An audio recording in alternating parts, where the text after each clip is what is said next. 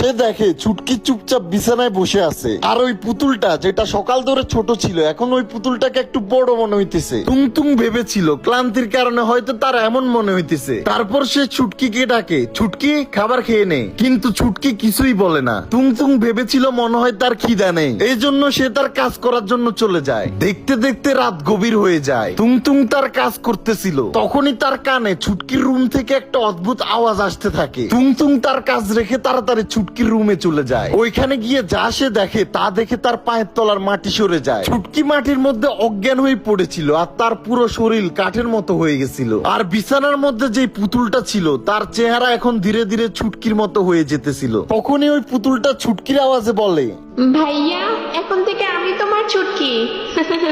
এটা শুনতে টুংটুং বুঝে যায় ওই গোলাপি পাতাওয়ালা গাছটা মনে হয় কোনো সাধারণ গাছ নয়, ওইটা মনে হয় অভিশপ্ত গাছ। এই গাছের নিশ্চয় কোনো রহস্য আছে। তারপর টুংটুং কোনো কিছু না ভেবে ওই অভিশপ্ত পুতুলটাকে আগুনে জ্বালিয়ে দেয়। আগুন লাগতেই পুতুলটা থেকে একটা ভয়ানক চিৎকার শোনা যায়, মনে হইতেছে কোনো জীবিত জানোয়ারকে আগুনে পোড়ানো হইতেছে। আর শেষমেশ পুতুলটা পুড়ে ছারকার হয়ে যায়। আর পুতুলটা আগুনে পোড়ানো শেষ হতে না হতেই ছুটকিরও জীবন ফিরে আসে। তার কাঠের মতো দেখতে শরীরটা এখন আবার মানুষের শরীর হয়ে গেছে। টুংটুং এটা দেখে তাড়াতাড়ি দৌড়াইতে দৌড়াইতে তার বোনের কাছে যায় এবং তাকে বুকে জড়িয়ে নেয় এবং কান্না করতে থাকে। ওই দিনের পর থেকে টুংটুং কসম কাটে যে আর কখনো ওই ভয়ানক জঙ্গলে যাবে না। তো তোমাদের কাছে গল্পটা কেমন লাগছে অবশ্যই কমেন্ট করে জানাবা।